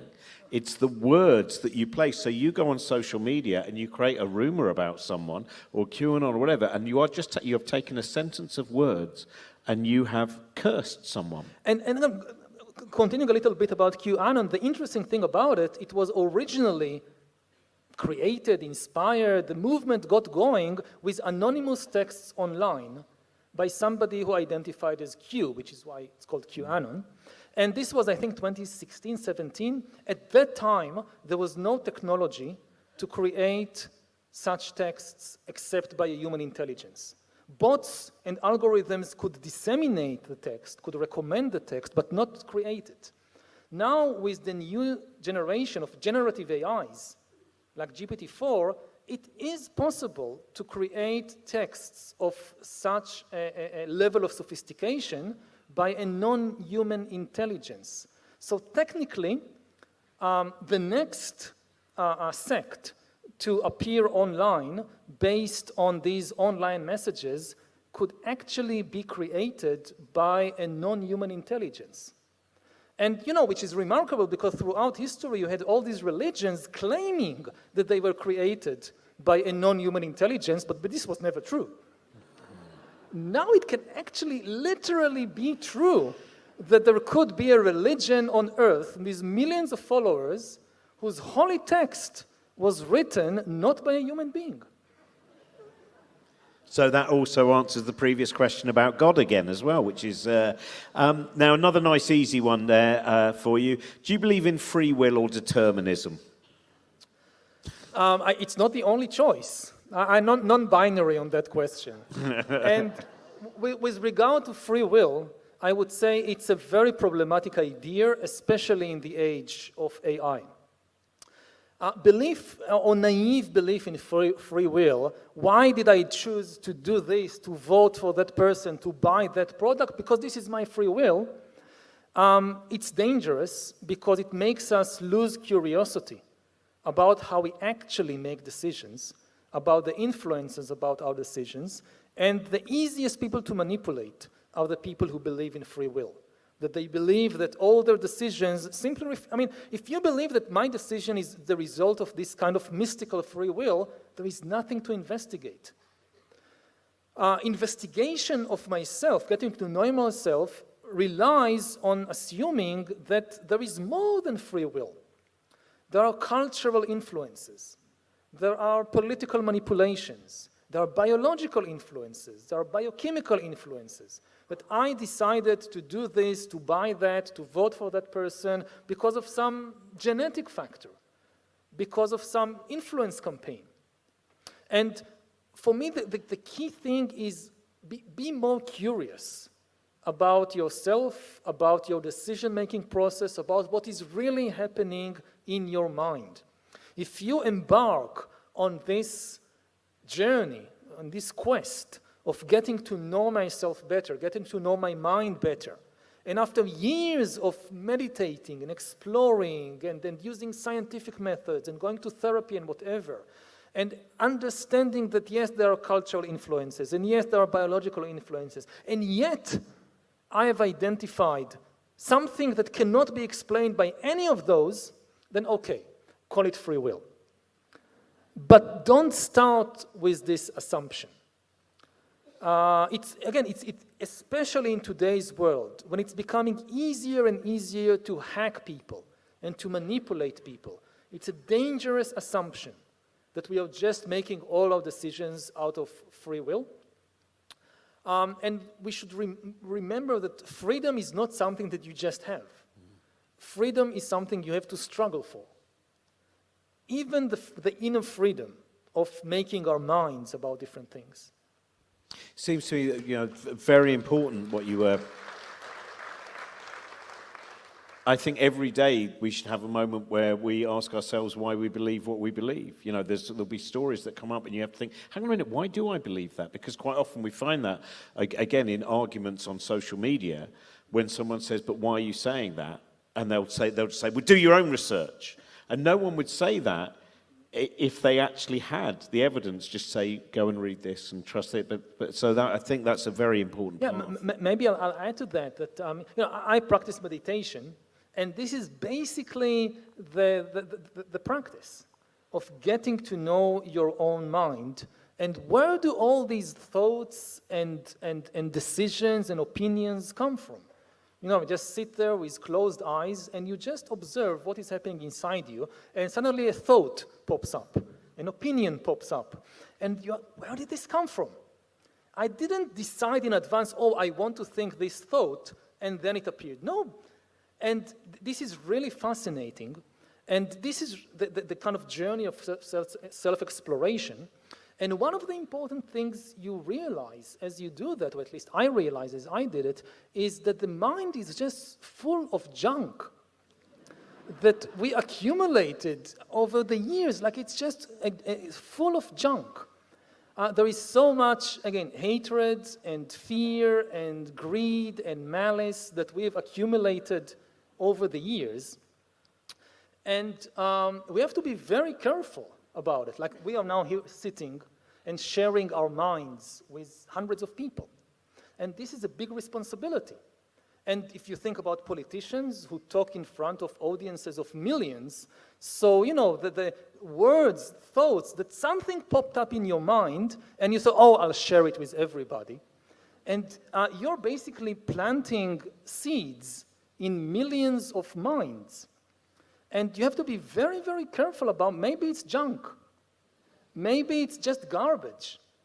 And there are a lot of politicians these days that they really love walls and border guards. And I think that all people, but especially people who are leaders, they need a wall between the mind and the mouth, and a very strong border guard on that wall. And whenever these kind of junk thoughts try to sneak over the border, stop those immigrants, don't let them in.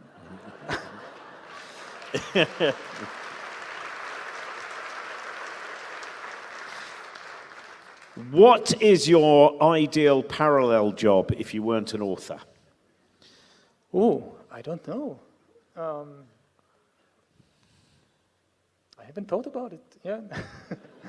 Next time you meditate, and then come back here and tell everyone. That's the. But I think that's that bit where you were just talking about the junk as well. I think that's an important thing for us to understand. I remember talking to a neuroscientist who said sometimes you have a thought and you think, "Oh my God, I didn't know I had that kind of thought inside me," and it can really shock you. And he said sometimes you have to realise it's just the noise of the machinery. And I thought that's such a useful thing, that not every thought that we have to share has with to define us. You go, yeah, that was just the noise of the machinery. Exactly. Yeah. We've got 3 minutes left. Cool. So, well, another easy one for you. We've been talking about this. How do we control AI? Now, we've kind of been talking about this quite a lot, but in terms of for people, again, this thing that what can we do? What is the relationship that we can have? Because obviously, we are, whether we want to or not, artificial intelligence is playing a part in our lives. So what are the best ways that we can try and control the way it develops? Again, before you kind of rush to adopt, I support this regulation or that regulation, the key things are understanding and cooperating. We first of all need to understand what we are facing. And, very complex to understand AI because it has enormous positive potential and also enormous negative potential, and we need to understand both. And secondly, it's not something you can do as an individual by yourself. It's only by very large-scale cooperation. Again, that's why I keep returning to the theme of institutions, because the only way to build a benign society, whether in the age of AI or in any previous age, was relying on institutions. If you try to rely only on yourself, you can't. And if you try to rely just on some individual genius, that person will solve everything, or this person is the messiah, it never works. We need, again, it's the kind of boring stuff of building and maintaining these large, complex institutions, and most importantly, institutions that can identify and correct their own mistakes. The AI revolution will develop very, very rapidly. Nobody can anticipate it in advance. So whatever your thoughts are about how to deal with it, assume that you also make errors or that there are lacunas, you don't see these areas. And this is why you need to cooperate with other people and to have these strong mechanisms to identify and correct mistakes. It seems like with a lot of the work and the interviews I read, that ultimately underneath it all, one of the things that we must always remember is be curious, be interested, and be ready to change if the evidence that we see before us tells us, well, what I have believed, yeah, that was what I believed when I had that information, but I found new information which seems valid. But the curiosity seems to be the thing that you thrive on. It's not just being curious, it's really being able to change. And to change our minds more than anything else. That, AI is going to develop extremely rapidly, and our minds need the flexibility to keep up with it. And I think we can do it.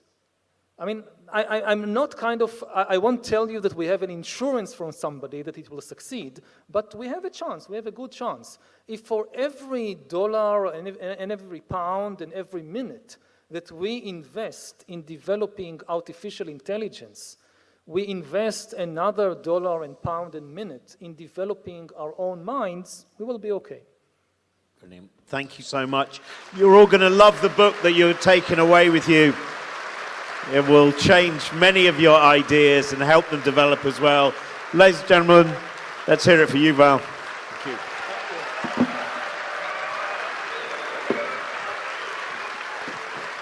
There we go, Karen.